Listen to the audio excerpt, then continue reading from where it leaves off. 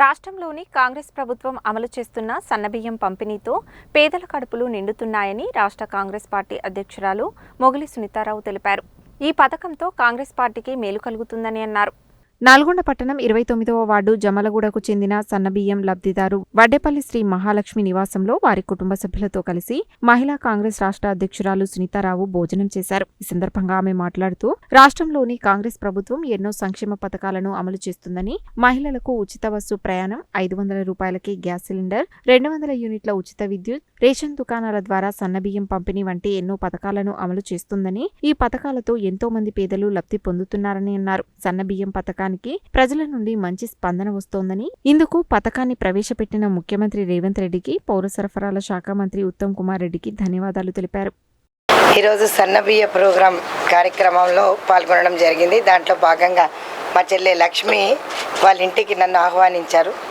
చాలా సంతోషం అనిపించింది. ఈరోజు తమ్ముడు కూర్చొని మరీ వడ్డించి ఈరోజు మా లక్ష్మి తినిపిస్తూ సన్నబియ్యం గురించి చెప్తున్నారు. ఎన్నో పథకాలు తీసుకొచ్చినప్పటికీ కాంగ్రెస్ పార్టీ 500కి సిలిండరే కానీ, 200 యూనిట్లే కానీ, బస్ ఫ్రీ పథకమే కానీ, సన్నబియ్య ప్రోగ్రాం అయితే పేదల ప్రజల కడుపు నింపుతుంది అని చెప్తున్నారు.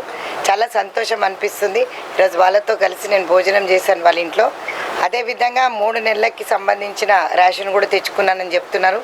ఈ పథకం మాకే కూడా కాంగ్రెస్ పార్టీకి చాలా లబ్ధి చేకూరుతుంది. ఇక్కడున్న మహిళలందరూ కూడా, ఇది ఎస్సీ కాలనీ అంట, నేను ఇక్కడికి వస్తే చాలామంది కలవడం జరిగింది.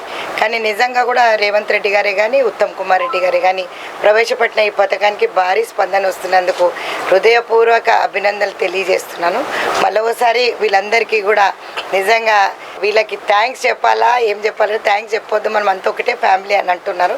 కానీ వీళ్ళ ఇంట్లో ఆప్యాయత, అనురాగం, పేదవాడి ఇంట్లో సంతోషం, పేదవాడి ఇంట్లో కడుపు నిండా తిండి పెట్టే భోజనం అనేది కాంగ్రెస్ పార్టీతోనే సాధ్యపడుతుంది. మళ్ళీ ఒకసారి తెలియజేస్తున్నాను. ఈరోజు నల్గొండ డిస్టిక్ ఎగ్జిక్యూటివ్ మీటింగ్తో పాటు జై భీమ్ జై బాపు ప్రోగ్రామే కాకుండా సన్నబియ్య ప్రోగ్రాంకి సంబంధించి లక్ష్మి గారి ఇంటికి రావడం జరిగింది. 29 వార్డులో ఈరోజు వచ్చి భోజనం చేశాను. ఇంద్రమ్మ ఇల్లు కూడా చూస్తున్నాను, చాలా గట్టిగా ఉన్నాయి.